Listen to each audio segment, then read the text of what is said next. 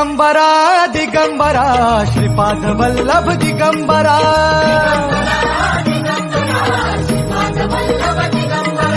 प्रथम अवतार दत्त गुरूंचा जन्माला पिठापुरा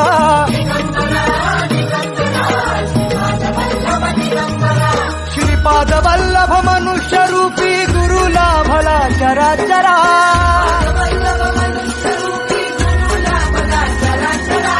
गुरु कारण गुरु तारण गुरुचरिताचे कर पारायण